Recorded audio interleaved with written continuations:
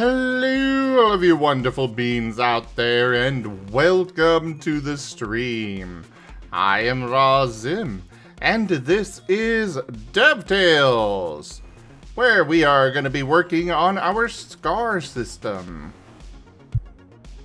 or Stories and Creatures in Alternate Realities. This is an open playtest system available through our Discord, so you all can go, check it out. Let us know what you think and all that. Otherwise, we also have Placid Plastic Duck Simulator in the upper left for, well, ducks are fun. And in the bottom left, we have Whiskers here doing art. But yeah, we got stuff going on here. I'm also using my TF Talkies, so you guys can TF me live here on stream. Now, Gib Gab, you had questions. I'm trying to remember what I was gonna ask. I've been sitting here for like 5 minutes thinking I was gonna ask, I forgot about what. Defensive maneuvers. Right, I'm just trying to remember. Right, okay, yes. I was reading through the whole thing, right? And I didn't quite understand what the negative is supposed to be. Because it says, like, defensive maneuvers share penalties between them. So if you use brace, you have a -2 dot penalty to accuracy. And on the second turn you use dot, then you have a -4 dot penalty. But, like, I don't know where it says what the... Or, like, how does the penalty overall work? Just that it shares it.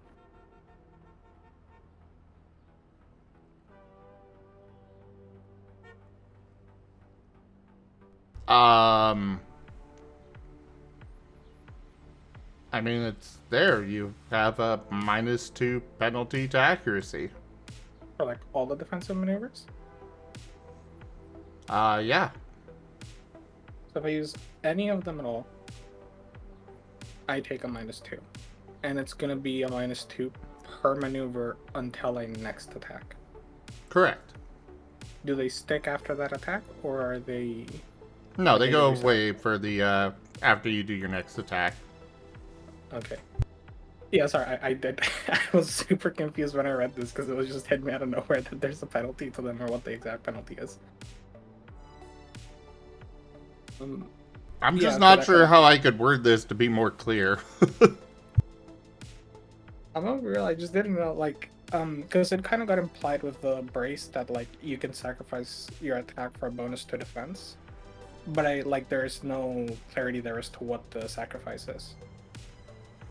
So, like, I think either just wording it as, like, all defensive maneuvers apply a -2. Because it just here kind of says that, like, the penalties are shared, and that's what the focus of this is, but never, like, that a defensive maneuver gives you a -2 until your next attack. If that makes sense.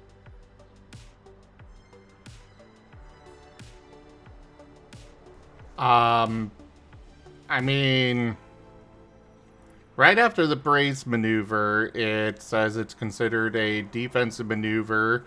See the defensive maneuvers rules box for more details. And it's right after that. Yeah, that's what I read. I don't know, it feels like the -2 isn't, like, clarified before it says that the penalty is shared. So it's like, oh wait, so there is a -2, that's what it is. Okay. I don't know, it was very confusing for me to read this, and it took me a couple of reads and wanted to clarify with you because I had no idea.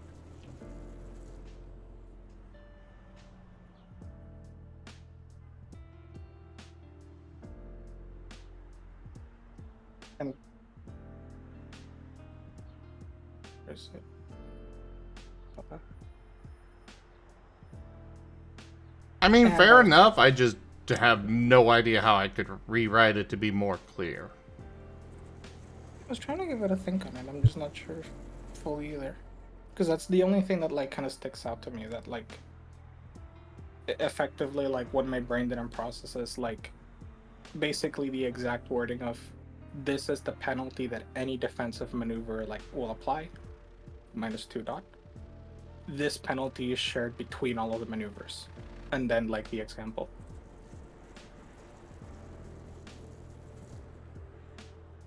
Feels a bit redundant. I just feel like it made it easier to read if I find that I had to reword it like that. Okay, I can reword it. Also, I just realized that that block actually came from up there on top. There's a duck hiding up there. I don't know how that duck got up there or how it gets out. You know how the duck got up there? It How? snuck up there. It's just a sneaky Ah. duck. Or a snuck. Also, there is... Oh, the window cleaner is right there. Okay.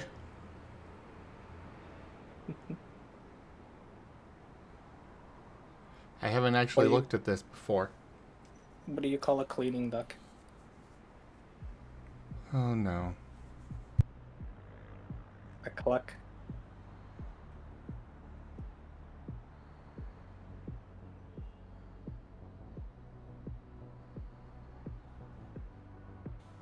It's not even that bad. It's just, it's the go cluck.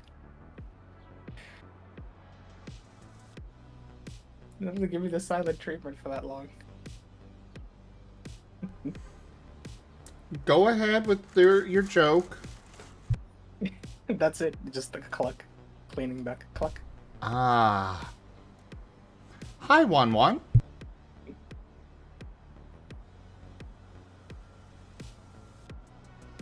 And right, the other thing I want to ask, because that more so like I'm pretty sure that's what it is. I just was curious about it. Um, the defensive scores, right? When it says they're made up of attribute, expertise, innovation, there's the bit up there that says like be descriptive of how you're using it for the creative solution systems. So basically, is there essentially like a default this is what it'll be, or is it always decided based on the attack and potential defense? Your defenses are static. You can't use CSS for them. Okay, so what is the attribute, expertise, evasion for the evasion score? Like what goes in attribute and expertise?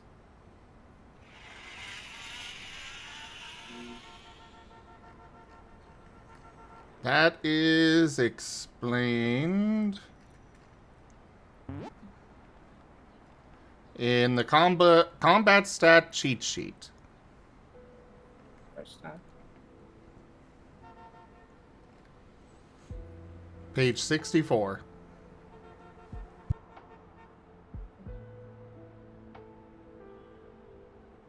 Okay, so it also counts like when you're hit by an attack. That's what you're using for the defensive stats. Yes. Okay. Hmm. I mean that makes sense.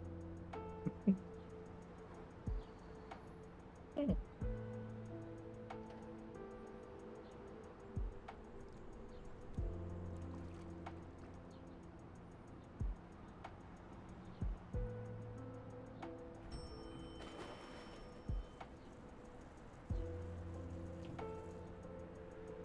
Okay, I think I know why I didn't do it. Like I didn't think about this initially because like the body mind and soul makes sense for like the defense stats against the attack, but I didn't process like if you have to use like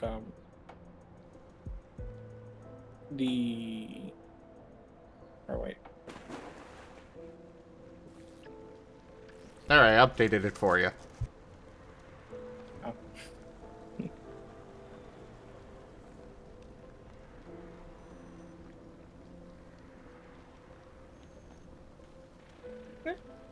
Yeah, checks out.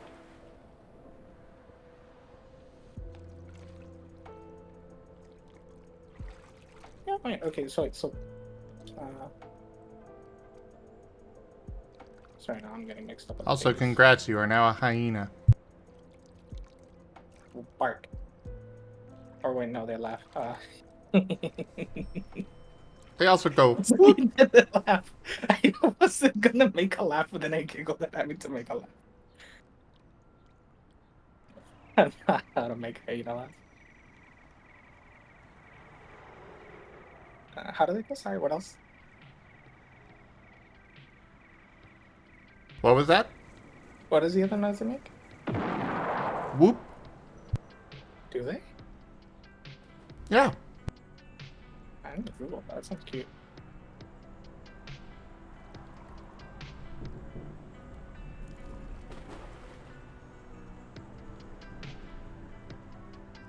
I type in W and immediately hyena whooping sound.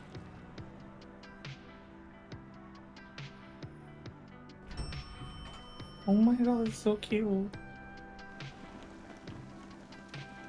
I want to pet the little murder dog.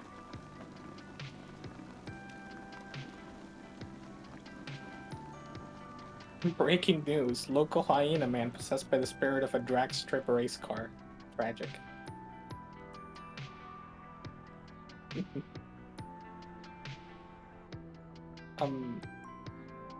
Right, so like that's what the other thing I had a curiosity. So when it comes to evasion and integrity for the expertise, since in there it just says like expertise depends on like you justify the expertise of the storyteller. How does it work for the defense?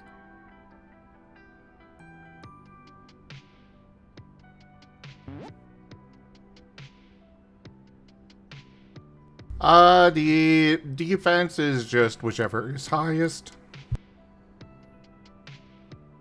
Just your highest at expertise, period. Yep.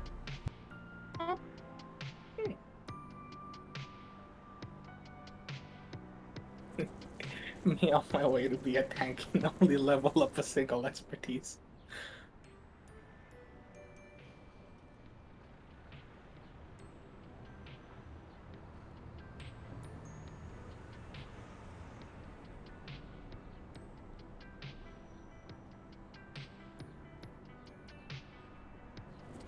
I'm also curious because I was still working on the bird and I decided, you know what? I'll make bird do evasion.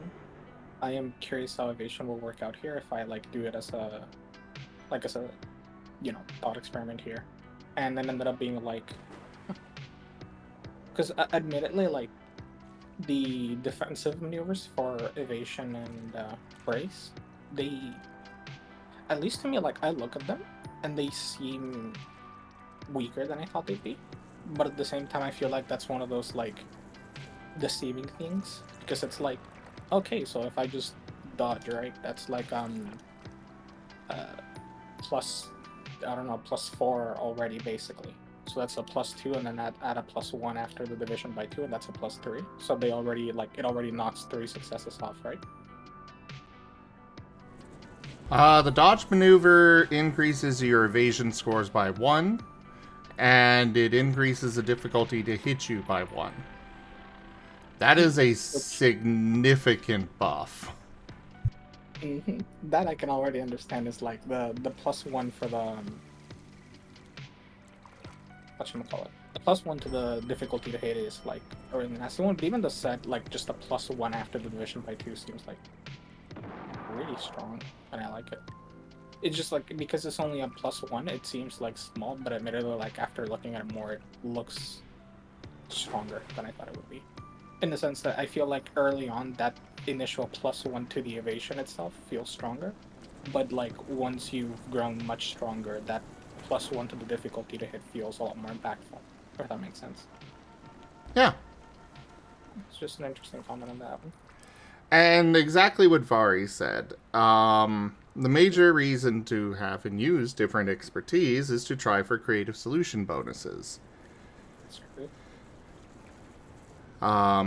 And also, based on which expertise you use, while it doesn't change anything for defenses, it's always just your highest. But for various situations, your expertise, the one that you use, can absolutely impact what you're trying to do. For example, if you are trying to convince a warlord to stand down, maybe being charming with them is not the greatest idea. Or if you're trying to convince a king that, hey, the taxes are a little high there, forceful will probably just get you thrown in the dungeon.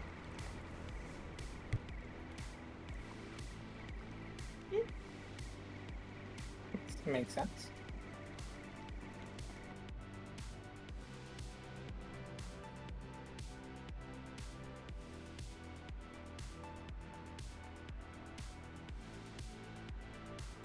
Okay, sorry, I know like I was discussing that for a moment, but somebody just sent me something really quick.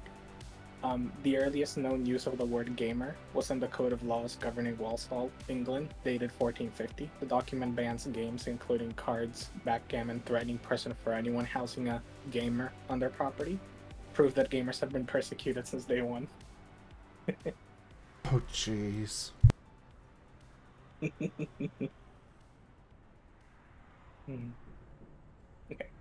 back to reading more.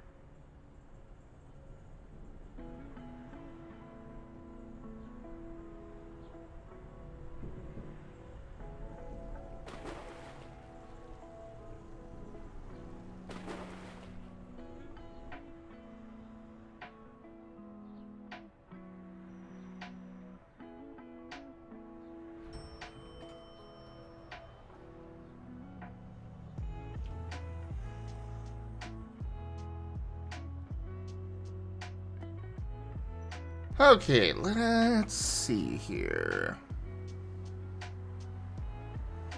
We took care of the heavy and the weapon proficiencies, the armor proficiencies.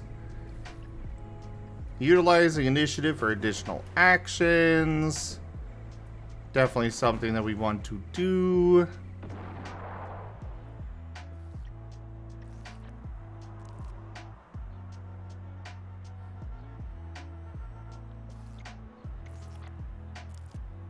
I sometimes love the wayward themes here.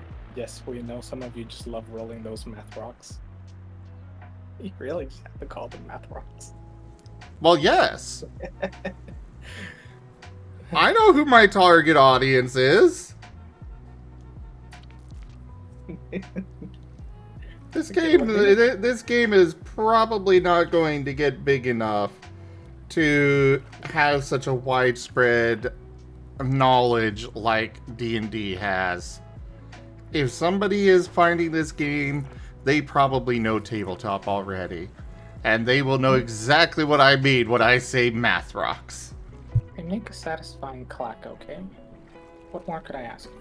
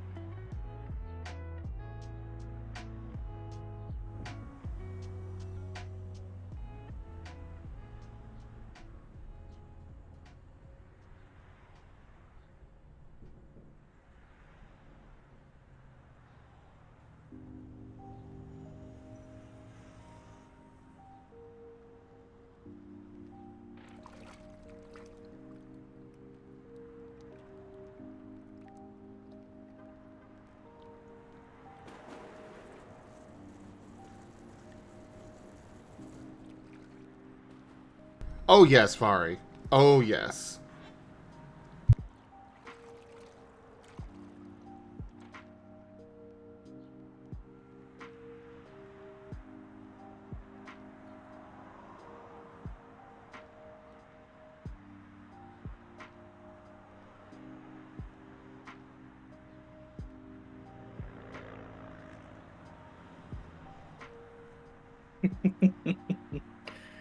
I'll see you later, Wan Wan.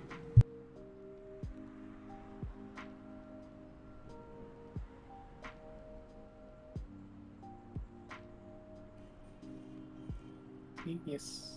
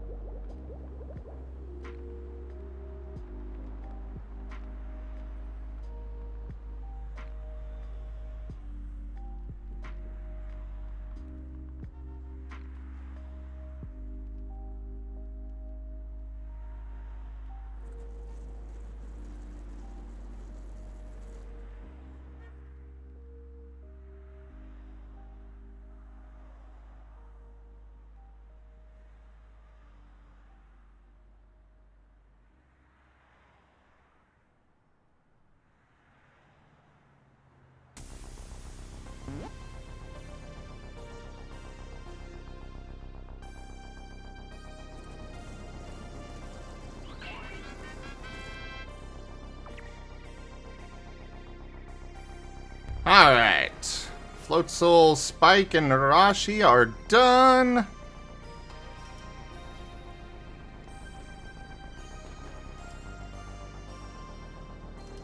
Let's see here. Whiskers go Neum. Yes, yes, he does. Mad respect.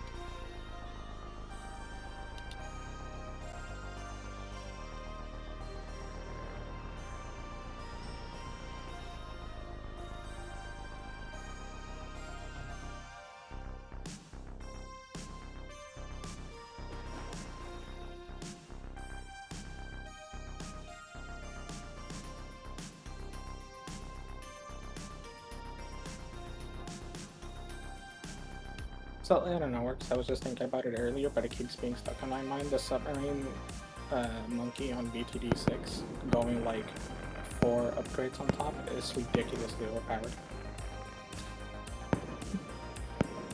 The what with who? You know the submarine in Bloons TD6? Yes. If you go for the Bloon Totem reactor, that is like insanely cracked.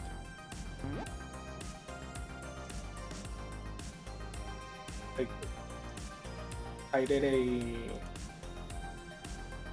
a time the track in like 5 minutes, and it was basically just getting one of those and continuing to press the next wave button over and over and over and over and over again. Nice. It is insanely powerful, and when it couldn't keep up, I just placed another one of them, and the 2 of them took care of like all 60 waves with a little bit of help to kill the Moabs. So if you ever have a time-based thing, a money-based thing, or a tier-based thing, just get a submarine and go like Bloon Totem Reactor, and it'll take care of like basically everything except lead balloons. And if you have the lead balloon popping relic, that's it, it's over. You just win. I was thinking about that since like yesterday night. I had nobody to tell to, and I kept forgetting to tell people. So you are the one I tell. My brain can't leave me alone when I'm trying to make a thing.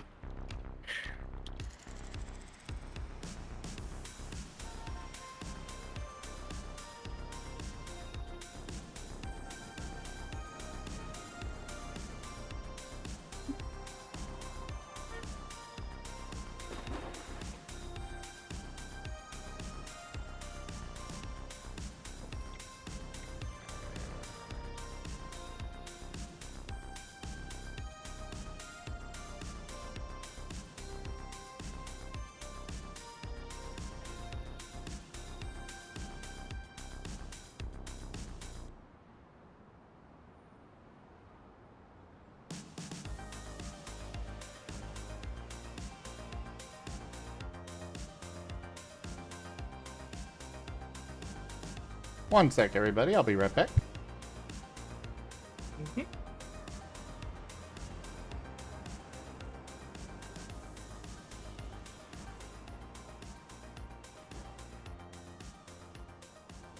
Joke. Фаворит doesn't care. Производить пофиг. Нектарин, там, персик. Сладенько.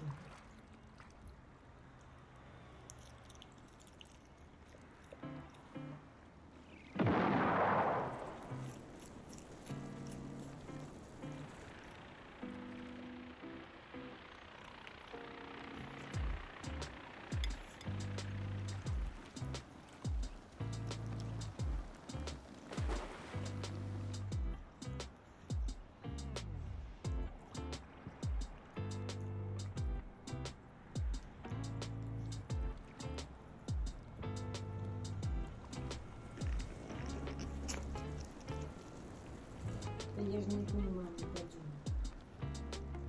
Я же не понимаю, на.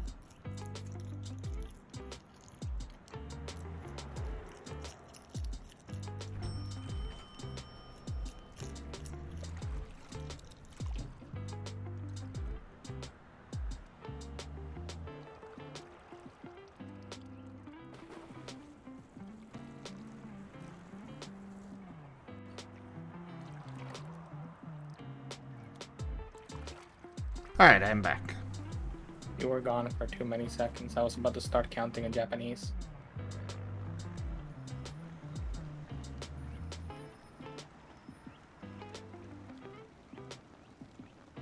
totally not because I suddenly remembered when you said you were gonna be gone a sec. I remembered. I was like, yeah, that reminds me of when Dio counted like the seconds in Japanese, and I actually know the seconds from 1 to 10 in Japanese because it never left my mind from Japanese club in middle school. You what with who for what? Look, mind tangents. Basically, back in middle school, we had a Japanese club. We had a professor, a teacher who he studied it. He taught in Japan for a while, I think it was, or he went to Japan for a while. When he came back to Venezuela and he taught at our school, he was the librarian, and he was the person who actually got us into ttrpgs because he was the one who introduced us to D&D at the time. We did some stuff, but it was mostly D&D with him. He ran a campaign that I will forever remember as the first big campaign we ran, and it was really funny because we ended with like the bad ending, because we were all stupid teenagers, so we had zero critical thinking skill. And it's like, oh, this is the really obvious bad guy. Yeah, but he's cool, so he's clearly our ally. He totally won't betray us. Proceeds to betray us. Surprise Pikachu face.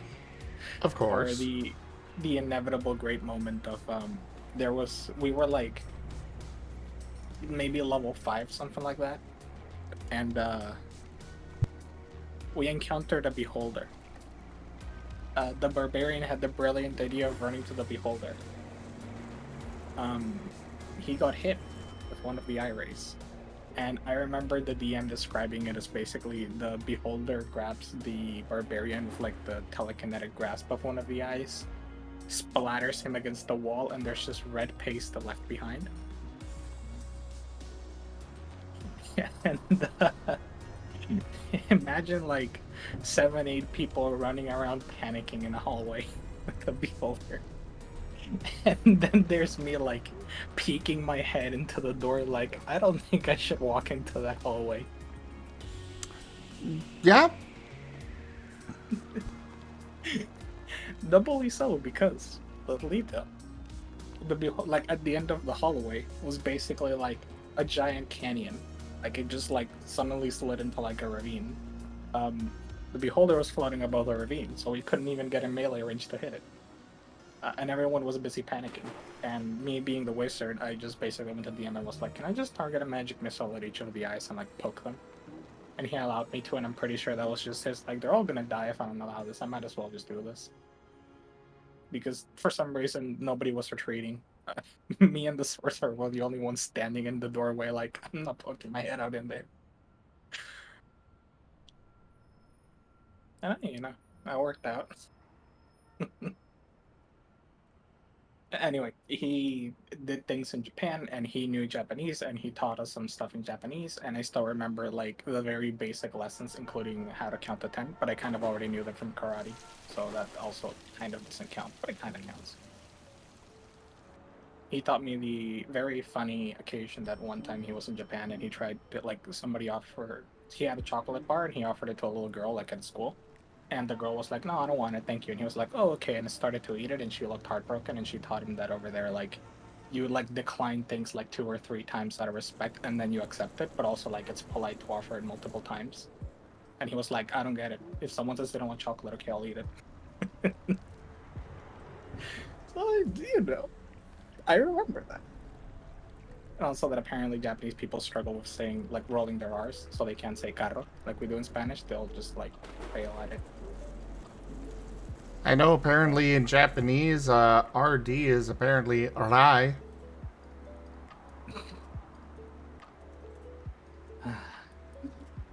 Isn't that right? What? We're talking about Japanese and how to pronounce your name. Oh, the RD in my name isn't Japanese. I just use Japanese as a reference because they're one of the few that uses that sound. Oh. Also, you are very echoey for some reason.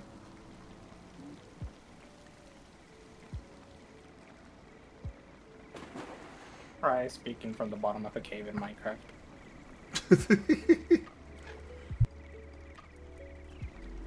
Okay, but to be fair, I can genuinely picture it. Like, I just imagine, like, you and I are just sitting down in a chair, like, at the top of a ravine, and we just look over the edge and just, like, isn't that right, right?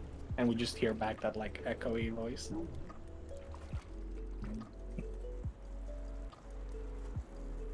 And that would be fitting, because then you would have, like, Ryan, like, mining stuff at the bottom of the ravine, and you and I are just big chilling in here. One of us is literally kicking their paws up in the desk. Well, I mean, I work at Walmart. What do you expect they make me do? Okay, you know, I was, like, joking that you were working in the mines, but that's literally just working in the mines. That's the modern day version of working in the mines. Yeah. But yeah, it's the RD came about, specifically RD was my own personal representation of that noise, which is a voice retroflex flap. And that was how I chose to represent it before I understood the International Phonetic Alphabet and how things are actually written. Because this sound is like somewhere between an R and an E. In Japanese, it's a syllabic language, and the romanization of all of the letters are basically just one consonant plus one vowel, with a few exceptions. So RD would not be a letter in Japanese. No, Whiskers, keep going!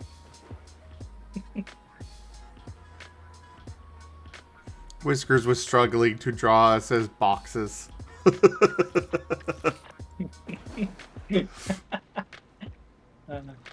But Minecraft is hard.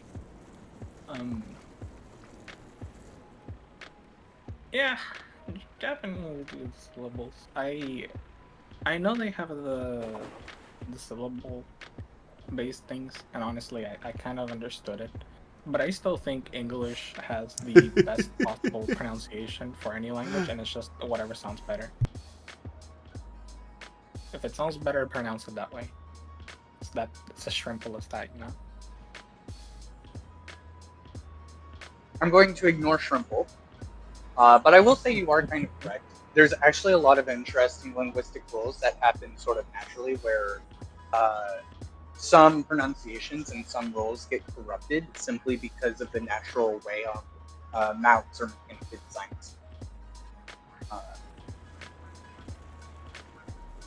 Which is part of why we have a couple of confusing things.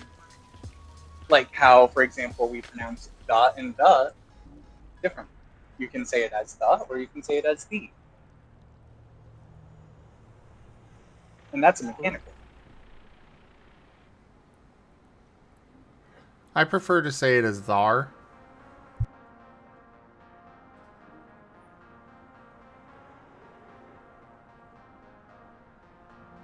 And I prefer to kiss the panda. Mwah.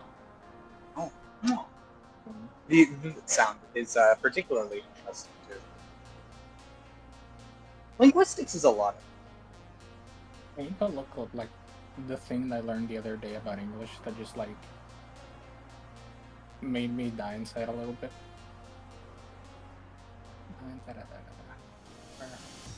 I mean, everyone memes about English being 3 languages in a trench coat, but there's a reason why it's widely used right now instead of Mandarin Chinese. No, it's not even that. I'll find it and I'll let you know. Like, just look, like, the very simple reason we use English generally is, broadly speaking, because America is the economic global superpower.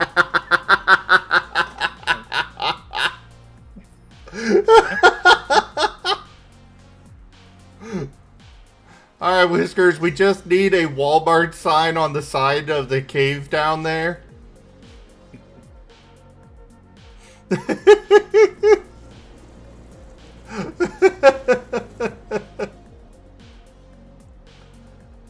And if we really are depicting it, what else do we want to find? Oh my God.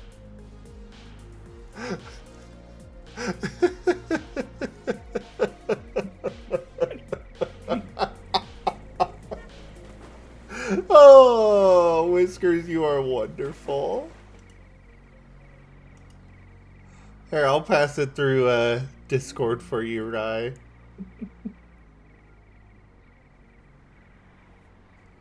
Alright. Literally in the mines.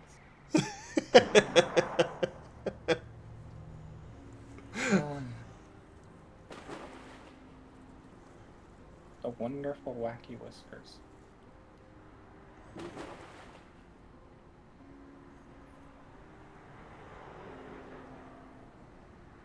Oh, okay. I understand.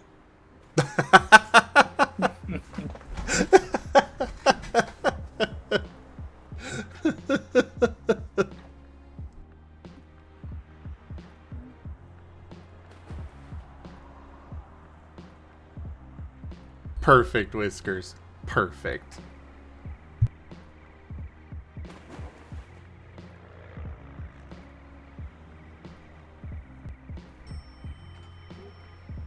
And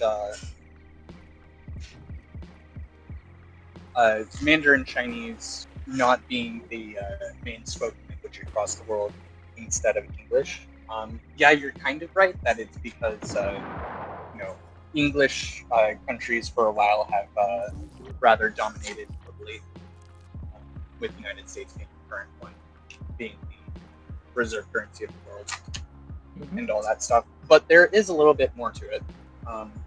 I've dug into a little bit of the linguistics of Chinese, and let me tell you, that's a mess of a language right there. It is English works fairly well because you can learn just a little bit of English, and for the most part, people will understand. With Chinese, if you learn just a little bit, you're still not going to be very understandable because if you pronounce a word slightly incorrectly, you're going to say something entirely different.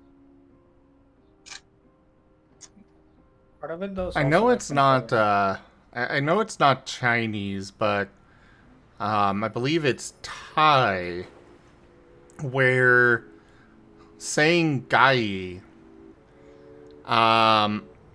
depending on the tone of your voice, the inflection and such of it, will determine what you're saying. Not just saying "gai." It could refer to chicken. It could say, you could be saying no. You could be saying fire. I believe noodles is one of them. Pencil is another, I believe.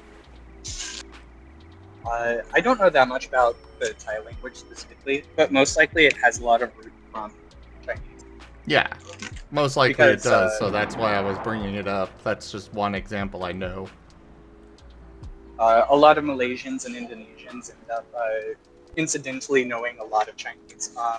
Taiwan basically speaks Chinese. And then a couple of other places, not to mention the fact that Japanese took the written language pretty largely from Chinese, and until the Korean language had some genius decide to make a written language that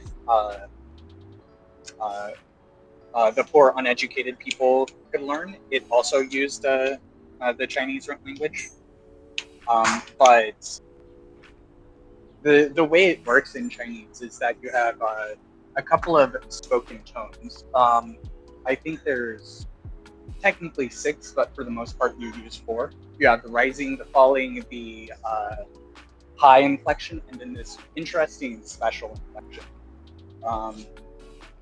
that you go down until your voice gets gravelly and then bring it back up slightly.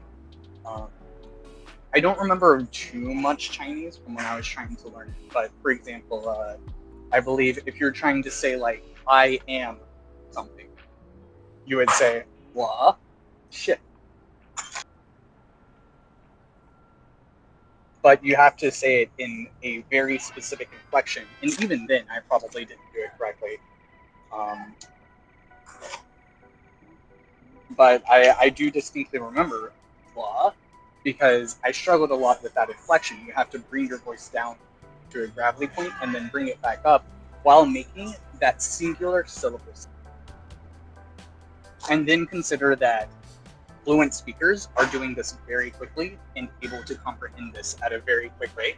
It's something that we don't even like include as part of our language in English. The most we do with inflection is emotion or suggesting a question as part of the sentence by doing the right inflection.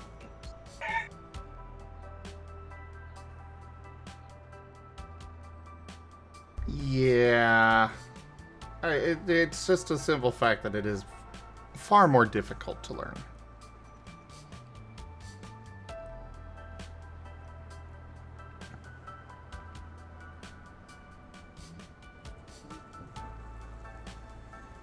Not to mention the main reason why English is kind of the more dominant language is simply we made the internet. There's that too.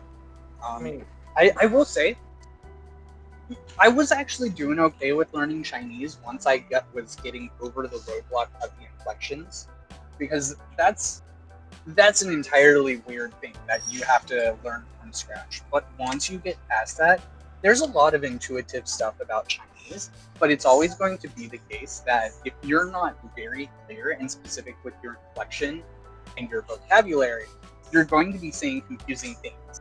Because, you know, like I said, the word for am, as in I am, is shit. But if you're to say this with a slightly different inflection, like shit, or shit, or sh, or shit, then these all mean completely different things, with some of them straight up being offensive or vulgar. And that's not something we've run into in English. Like, classically speaking, we've all had people that haven't really been that fluent in English, and they're still mostly understandable, because you can end up losing a lot of words in English and still make an understandable sentence. It's not a proper sentence, but it would still make sense. I like to think that in your examples for that word, you just accidentally dropped like 3 slurs in your vocabulary. If you were in China. Is that a little like, some of them can be completely offensive comment. Oh no. I think shit is talking about death. Yeah, I think in Japanese, what was the word? Like shin? Shin is death. And so like a lot of people, like the number 4 in Japanese is meant to be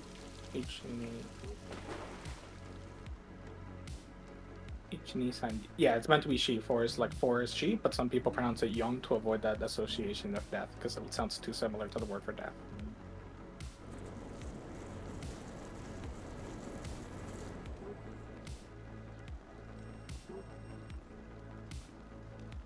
Also in 31 in Japanese is sanjuichi, and people joke that it's the sandwich number.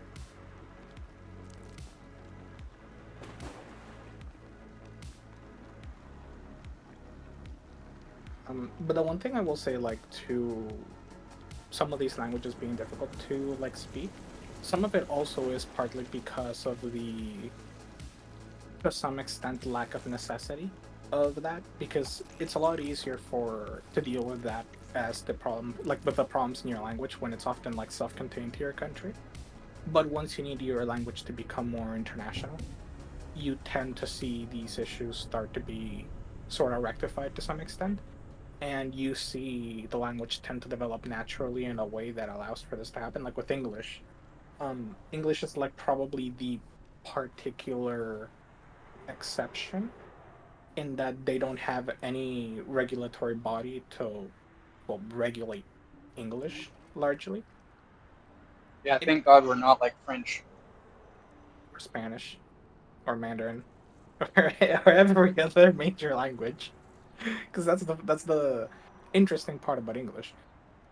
Partly, I think it just comes down to the fact that at the end of the day, like, a lot of language just falls down to like casual speak versus legalese, where when you're dealing with a lot of international things, legalese comes into play, and that's basically the U.S. government doing all the hard lifting there. every like minor term and every ambiguity, everything is like written down in one of the like tens of hundreds of thousands of pages that the U.S. government has stored somewhere. So like if you're a business, there is no like language disparity there. You just look through enough documents and you'll find what you're looking for.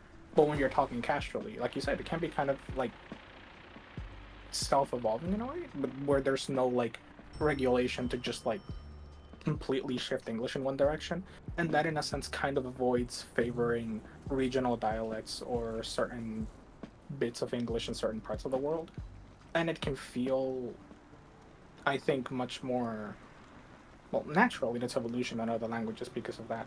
The one thing I still hate about English was learning that people unnecessarily added a bunch of letters for no reason other than what if we make English more like Greek or Roman or Latin, and they just did it, and we've just maintained it ever since.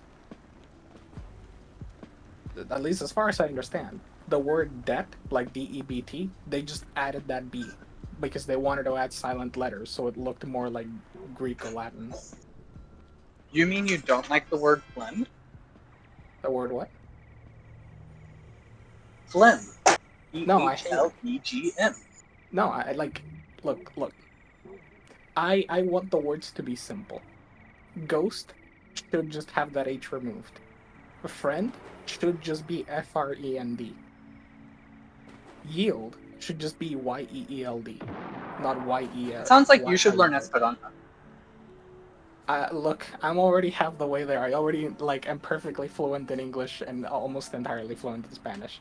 At least when speaking and talking. Writing is like English is my forte, but like when it comes to speaking and listening English and Spanish, I got them both down. How hard can Esperanto be apart from it, the fact that it's useless and nobody wants to use it?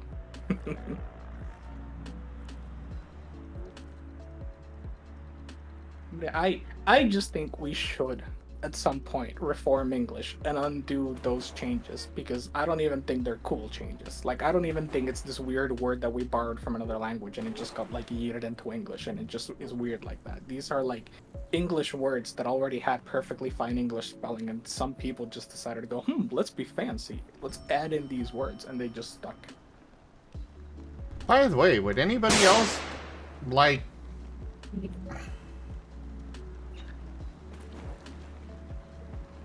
Okay then. Would anybody else like a Weasel Talkie icon? Again, they are $30. Just message me on Discord or Telegram. And you never answered me, Rai. Would you like one?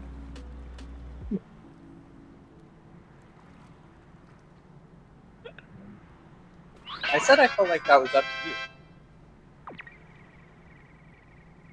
I'm pretty sure you just said bui bui. Oui.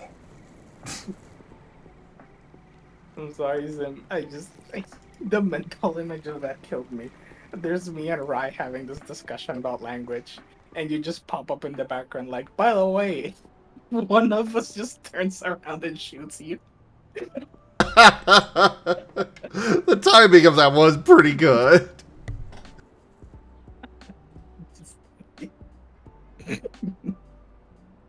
You could not have asked for a better one. By the way, guys.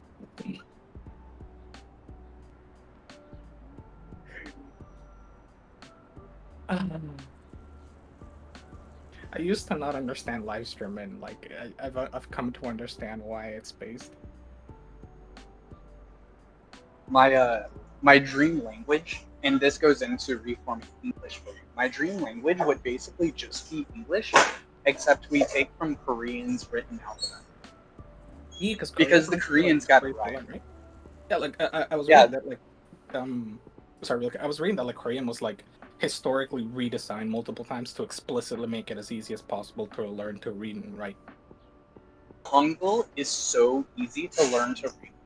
If we replaced the Latin alphabet with Hangul and just made that the thing, so many problems would be fixed. Especially because one of the real strong benefits of Hangul is that it's similar to Japanese. It's going towards that syllabic nature, which is something that English sorely struggled. And that's one of the big problems with English is that syllables don't make sense.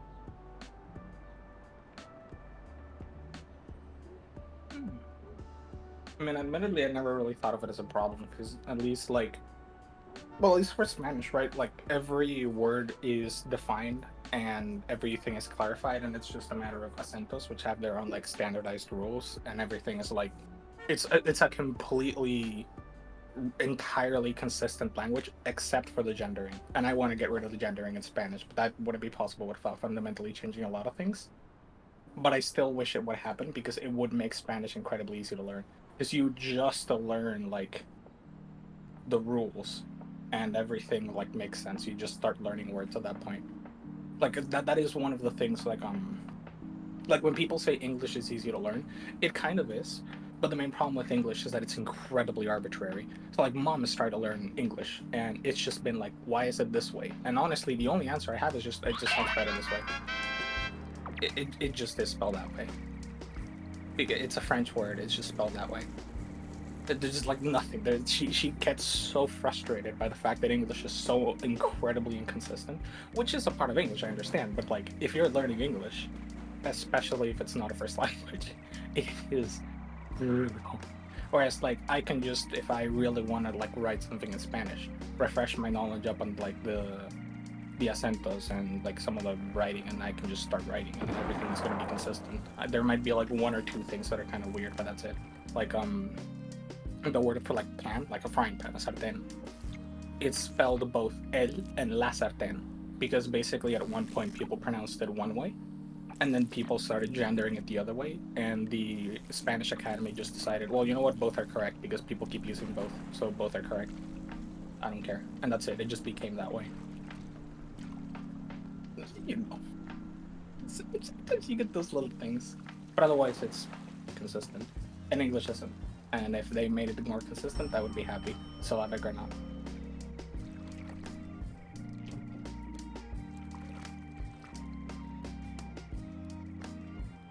It's like the other day, someone made me realize that you could get rid of the X in English because it's just a KS sound.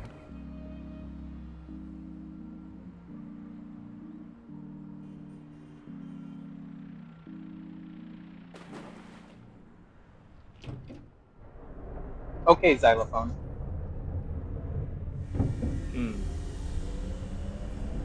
What if you spell it like GZ?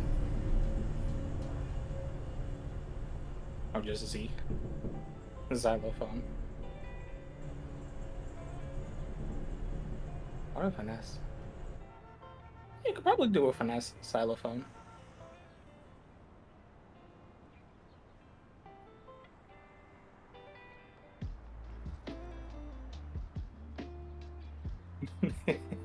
That'd be such a weird spelling, but it kind of dig it.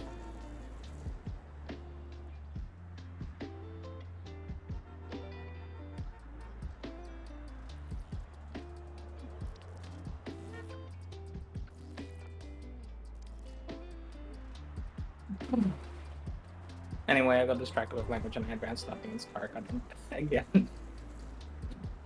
Yeah, I kind of started tuning you guys out a bit because I was sitting here like, I'm listening and interested in the conversation, but crap, I'm not doing any of the work that I need to do.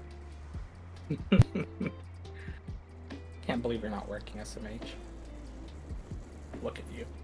Sitting there, smugly kicking up your paws, watching us two bicker. Not doing your job.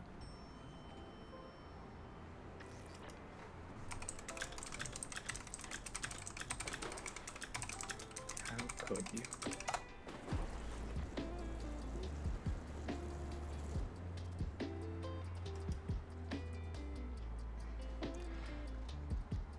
One of my biggest difficulties about doing this book is figuring out how to format things. How to arrange them.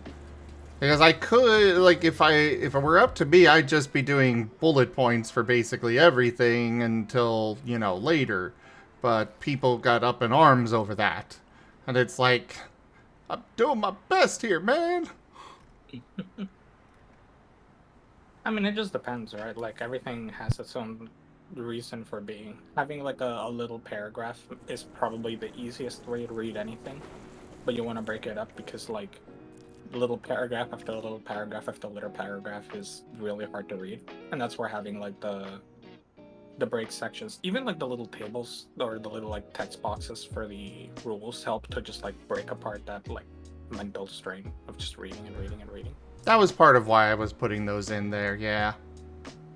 I think bullet points are perfectly fine. I love them as little like summaries where you can just take like the most important parts of any chapter and just like summarize them into take the chapter takeaways and Well, just bullet point, bullet point, bullet point. The bullet point thing was where we originally started.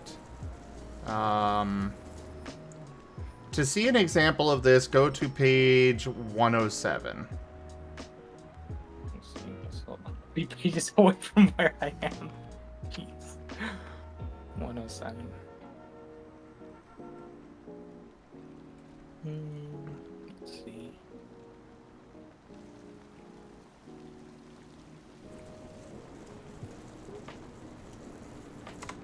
It's right after the outdated from here heading. Yeah, I'm reading here. Well, you don't need to read this because this is outdated, but... Oh, not really like for the specific, just like for like the what I would say is like good bullet pointing and not like But- this. What I'm saying is that that was the entire document when we first started. Yeah. No, I mean I would also be this is hard to read because like these bits like the below the third bullet point, like 4, 5, and 6, those make sense to bullet point. But then like the rest of it doesn't really need to be a bullet point. It can just be a little paragraph. That's just how I was doing it originally. I get it. I mean, I'm not even opposed to it. Like, for me, most of the time, whenever it's something like this, I just prefer to write stuff and then start later, like, formatting it once I've written most of it. I had to write, a really long, like, errata on armor for one of the ttrpgs we were running. And the armor system wasn't complicated, but it was slightly confusing for most people, because basically everyone who read it came out with a slightly different interpretation.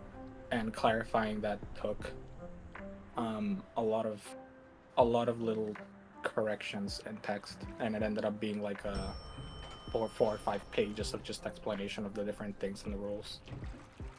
And then I condensed it into like 2 pages, and text boxes and little clarifications did most of the work.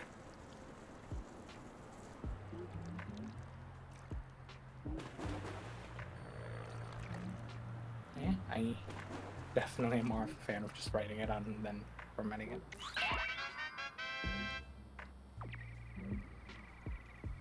Also, very little thing, but I actually really appreciate that you provide the abbreviations. I know that's like a thing that's easy to like sort of ignore when like writing something that you already know well, but even something as like small as like area of effect, often shortened to AoE. Oh, yeah.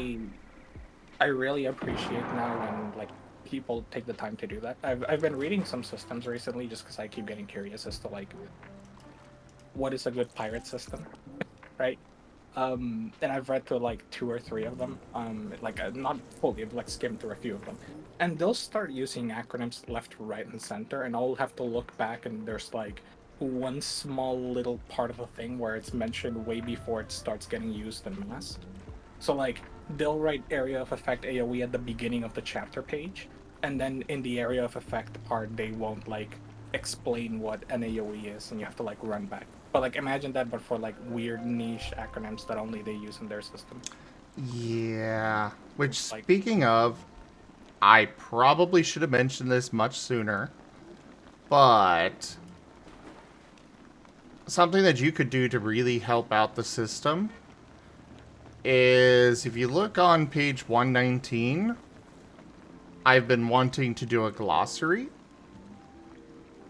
So if there's anything that you come across that you would like to have, that you think would be a good addition to the glossary, please send that to me.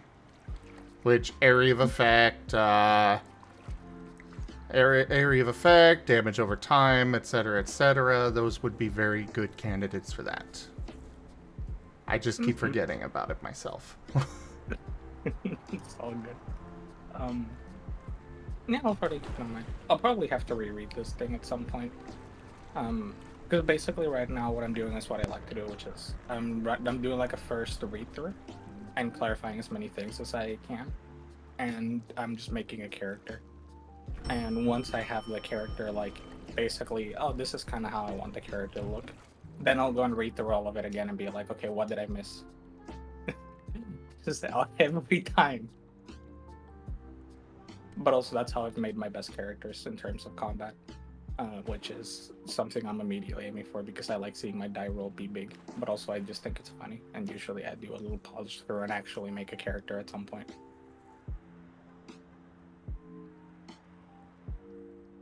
It's how a funny story the Griffin came about. The DM was like, "Hey, you know, the party's struggling on combat. You should come in with a combat-centric character." And I read through the book and I was like, "I'm gonna play a Griffin because they seem very combat-y." And then I read through the book like a second time, and this is like a 400-page book, so reading through it was a lot. Although only like 200 pages of that were rules I had to read.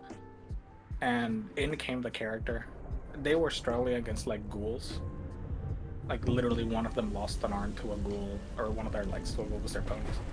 And we came up against like basically the My Little Pony Followed Equestria version of the Brotherhood of Steel, the Steel Rangers. So, and wiped the Kib controls Gab? immediately, and I was like, bruh. While I appreciate the story, I'm sure you know where I'm about to go with this. Don't get distracted. Yes. It's inevitable, okay?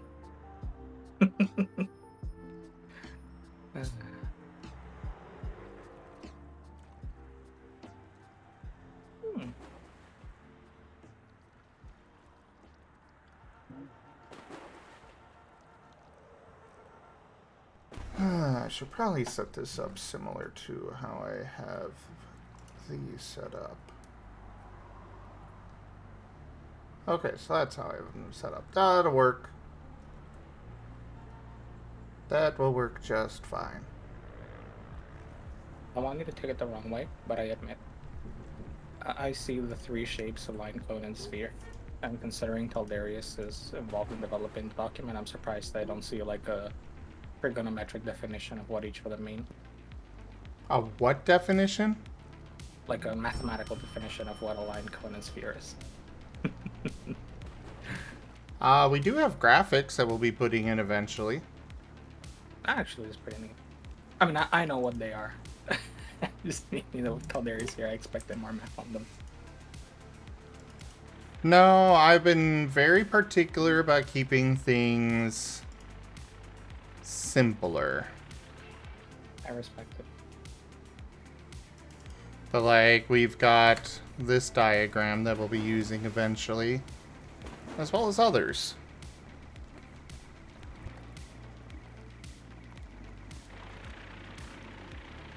You know, when you put it in the diagram like that, I never really process it, but a 30-foot cone is huge. Yes, yes it is. I think cone is just like the hardest one to kind of like quantify, because like a line and a sphere kind of makes sense, but like cone is just weird. We're getting a bone and jello weasel.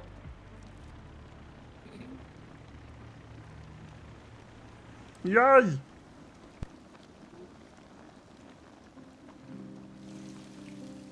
And they jiggle at you. No, it's jiggles motherfuckingly at you. Yes.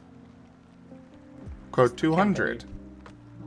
No, I still can't believe how many references to that quote you've made. I don't even want to name the quote at this point.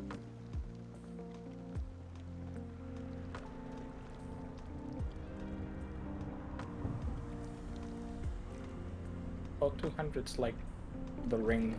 You watch it, and in 7 days the amount of quotes will have doubled. And then Zim crawls out of the screen and makes you make another quote. Size changes sign back to 0 days since last reference to quote 200. Zim referenced it first, not me. Although I baited it.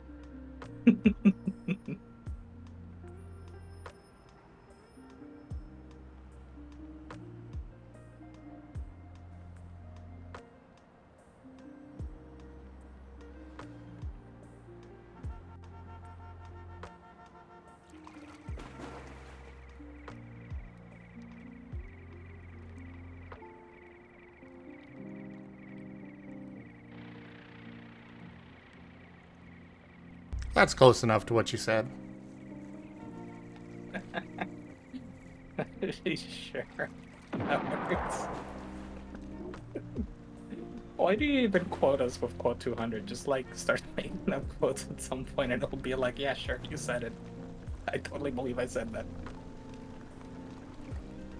I know it's about the spirit of it, but you know.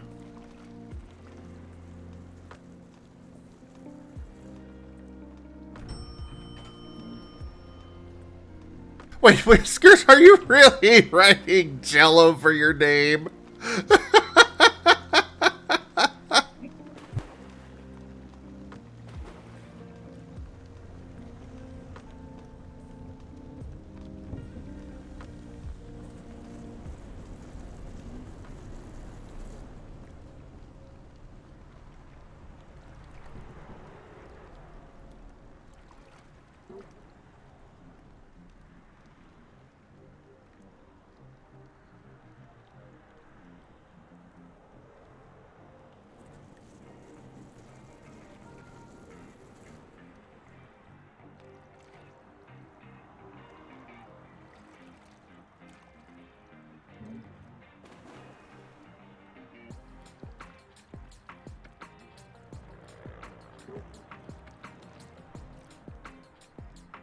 Out of curiosity, what would you say is like a default sort of like? Okay, let me word it. What? Moves like trade XP, right? Like the trade XP cost per move. How often do you expect moves to use accuracy over power? That's entirely up to the person. No, I get it, but like, like okay, if you're like making enemies, right? What would you kind of consider for moves in terms of like the when making them to challenge players?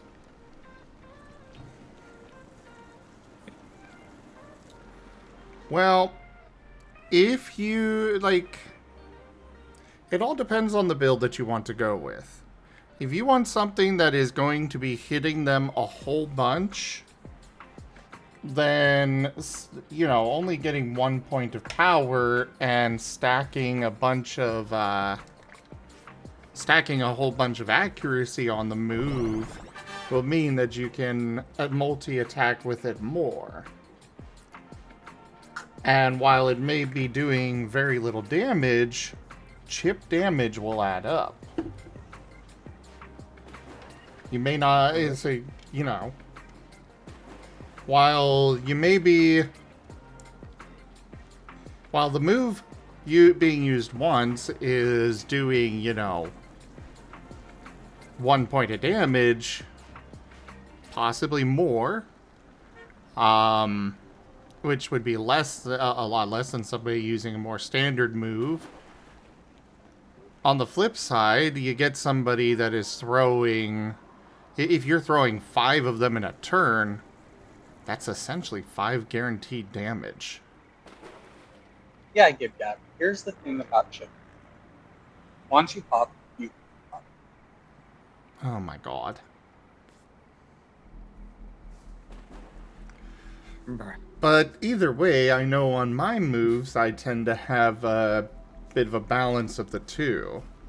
I tend to go for roughly equal amounts of accuracy and power.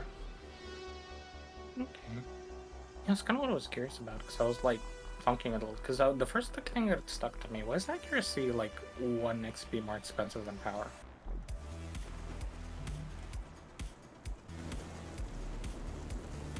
Because power means nothing if you can't hit them.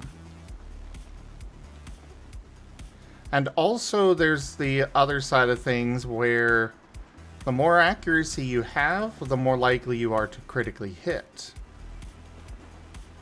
Do you consider accuracy like that little tidbit more valuable? Yeah. Because, like, you could have a small amount of accuracy, but... Or you could have a small amount of...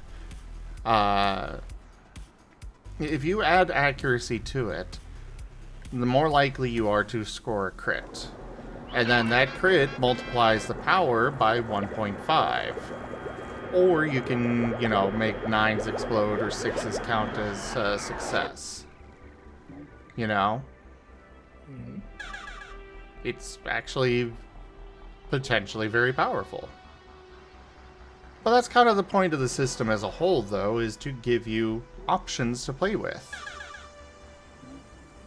We're giving you a giant box of Legos here.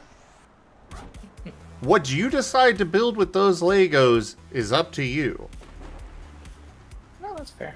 I've like been fiddling a little with the moves because they obviously got my interest. And the first thing I went like, it would be kind of funny to like give a bunch of enemies like 3 or 4 bypass accuracy moves of really low power, because then you literally just have like free damage if they multi move.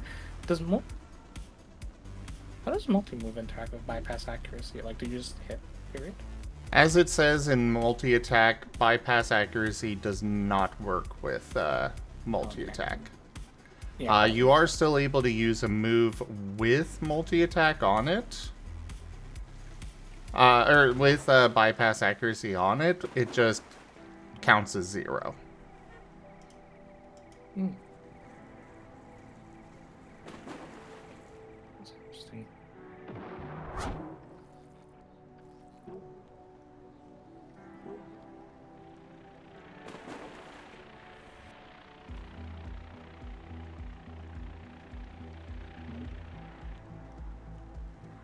Also out of curiosity, how come you made the move experience limit like based on every 5 attributes? Not like, you know, more gradual.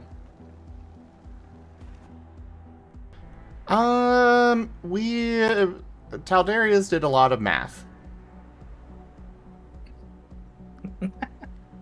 I'm just gonna leave it at that. Yeah, fair enough. I'm gonna message him one of these days and ask.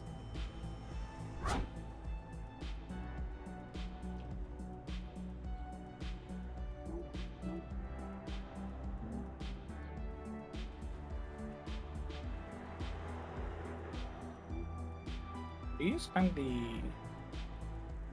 the XP for the different versions of the dynamic move, or do you only like spend like up to? You only buy.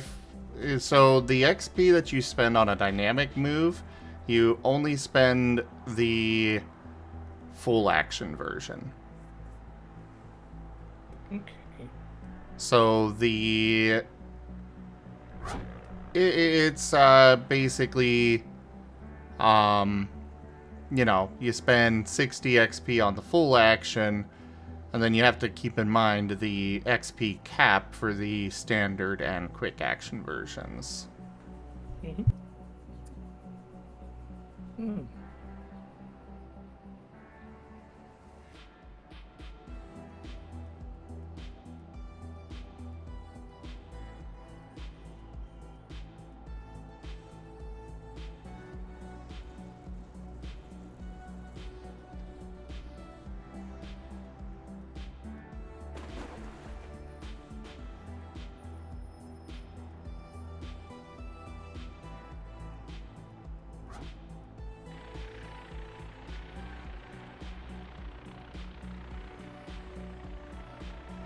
Alright, I need to come up with additional abilities for the initiative burst. I know one I was thinking of was... Let's see, what to call it.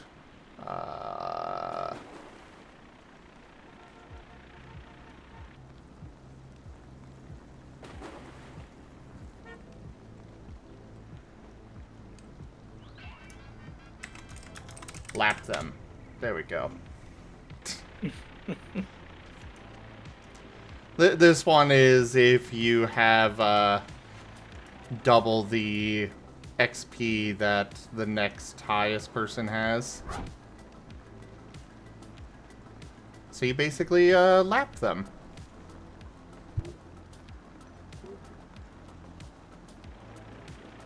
Let's see.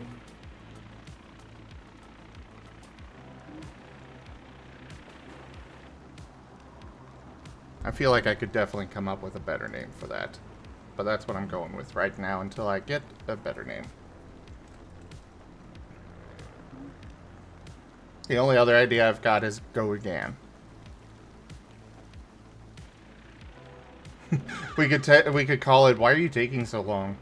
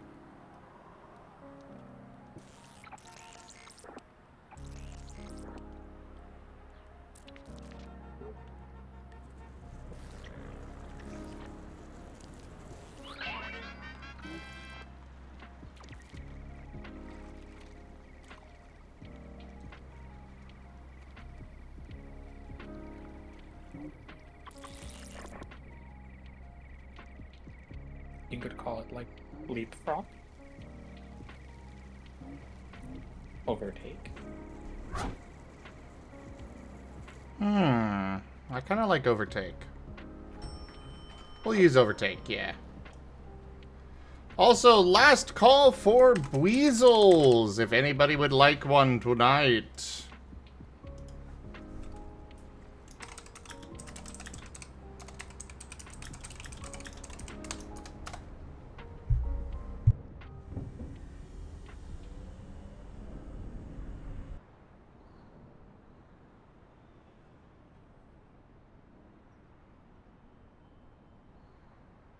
Yeah, occasionally it can be useful.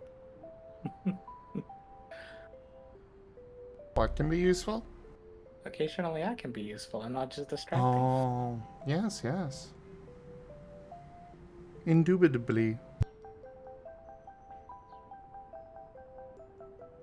I'm sorry, that word is discombobulating.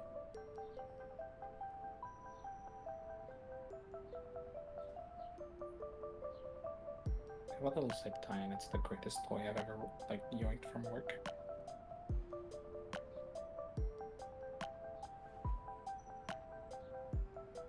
It's so fun to play with.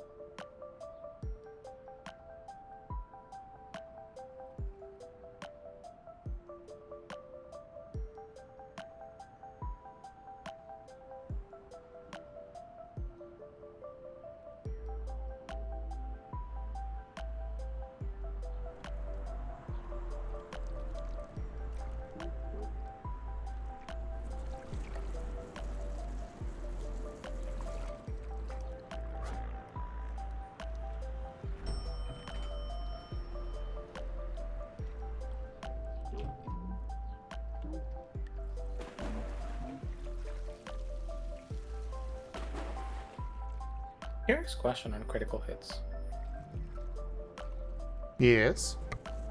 Let's say, hypothetically, like, due to some combination of like a condition, effect, or whatever, you reduce a defender's evasion score to like 0. Does that mean like any accuracy roll is a critical hit? No. As it says, it must be either 5 or double their evasion, whichever is higher. Okay.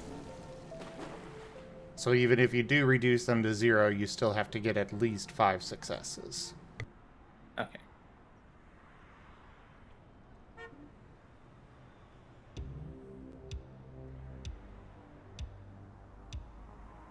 This is why you can't just read it one time. I read that and I immediately went like, double 0. Hold up.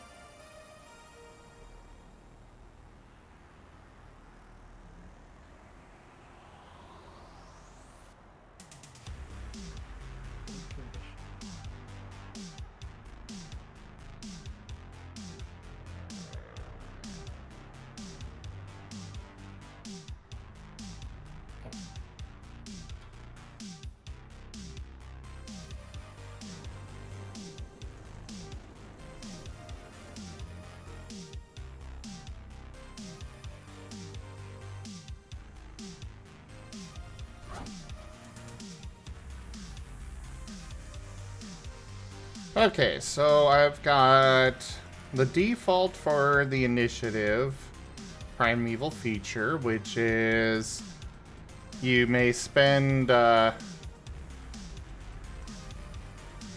go with 10 for now. You may spend 10 of your initiative standing in order to give yourself an extra quick action on your turn, using this ability as a free action. Then we have Overtake. This ability is usable when you have at least double the amount of initiative standing as the next highest person on the tracker. By spending half of your initiative standing, you may take another turn before the next person in the initiative. And then you have Cutting In. Using 20 of your initiative standing, you are able to use a quick action at any time between two combatants' turns. You may declare you are using this at any time. So basically, Overtake is like, I have 60 initiative, and I finish my turn. Big Bad Evil Guy is like one hit away from death. I can take myself from 60 to 30 initiative and just go immediately. Yes. Okay. Provided the Big Bad Evil Guy is The next at person most on the- 30. Yeah. And this does count your allies as well, which I will specify.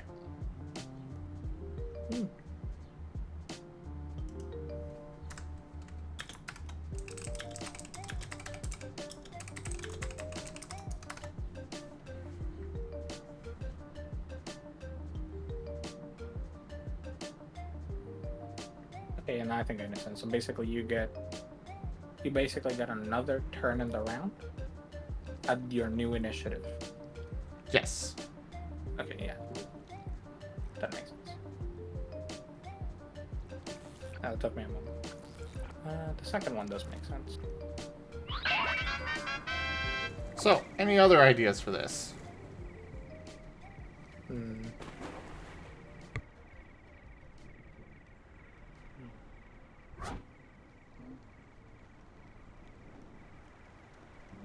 Let's see. What can I do in combat clip? Ta-da. I mean, for initiative, being more of like a speedy kind of vibe, I tend to associate it with dodge, so maybe something with dodge.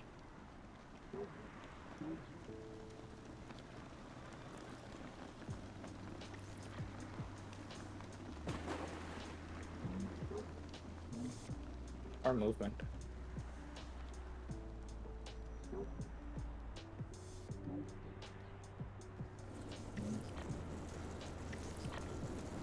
I got a couple ideas for that.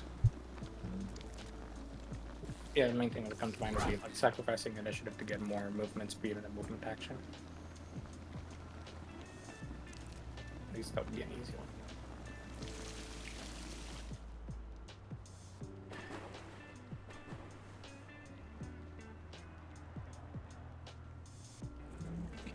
Punch.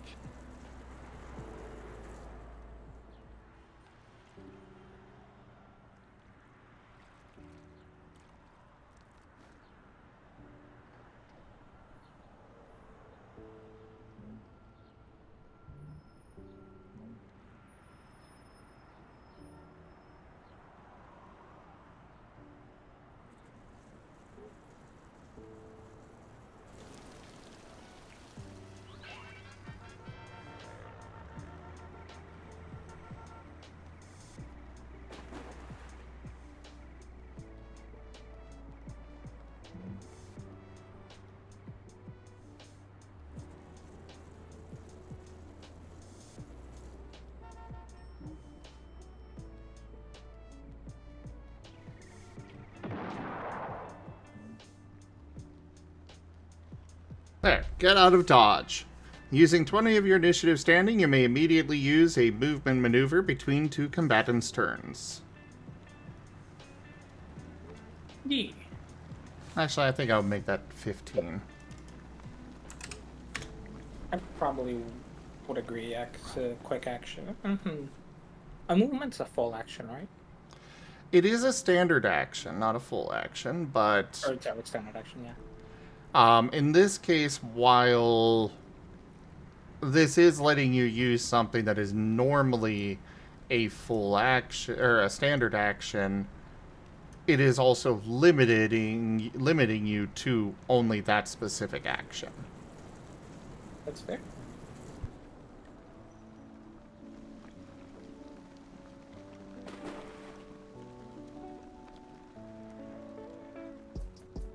You just need to make sure you don't add a feat that's like, oh, you can use a movement maneuver as a quick action.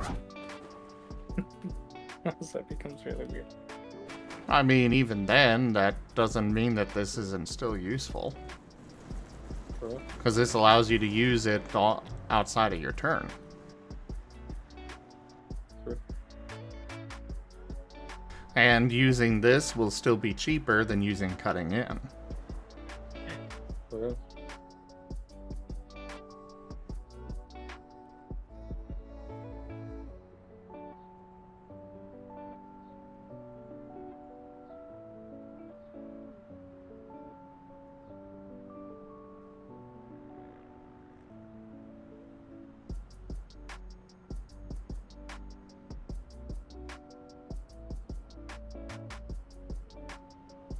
Also do one where you sacrifice initiative and it lets your next movement action not trigger opportunity attacks.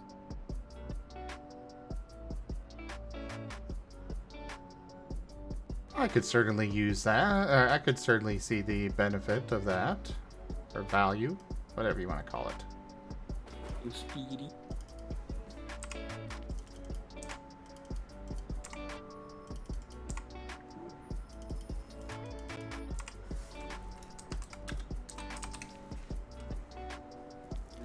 I want to get this primeval feature finished now as basically a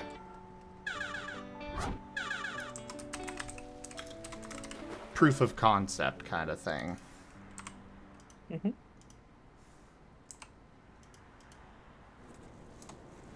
So that way it'll be available in the next update. And people can see, oh, so this is what he's got planned for primeval features.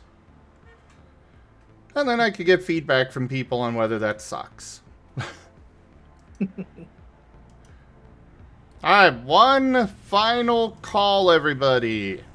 Does anyone else want a Weasel talkie icon? They are only $30.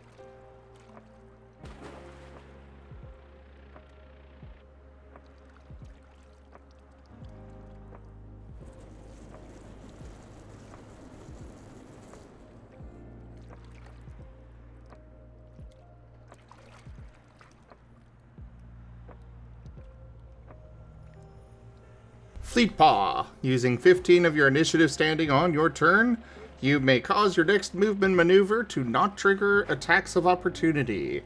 Using this ability is a free action, and the effect may be saved for the next time you use a movement maneuver during this scene.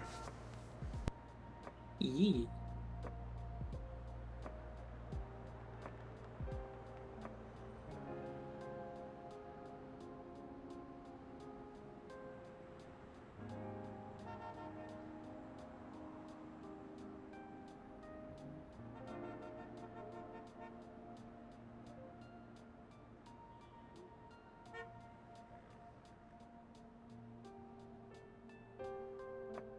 You know, I think 4 abilities is good for now.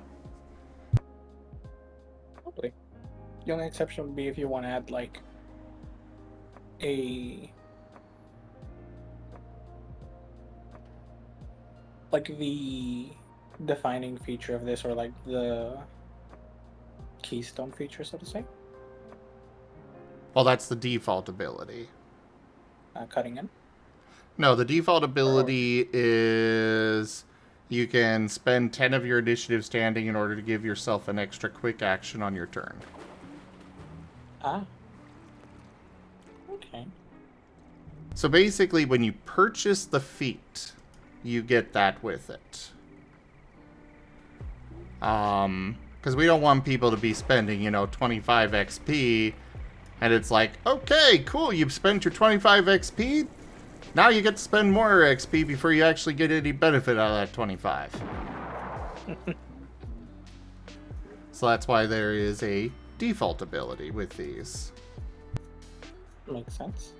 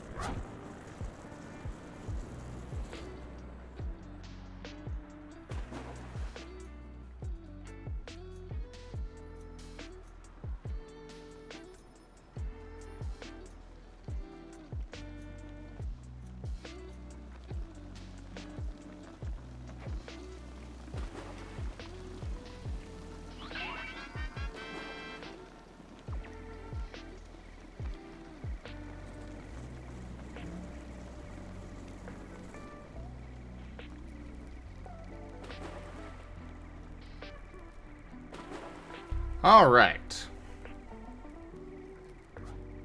Got that done.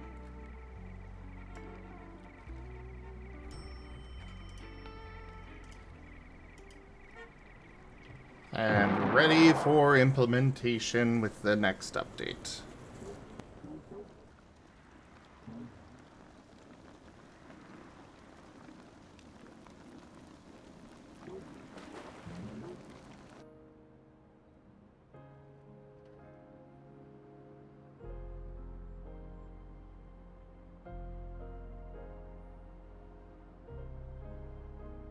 And I think because...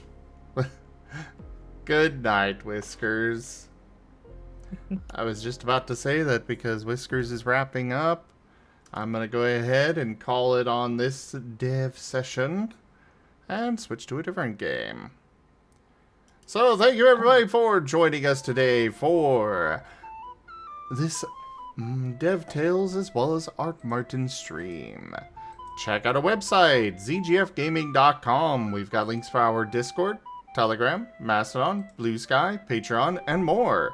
They are on the website as well as down in the description below through our link tree.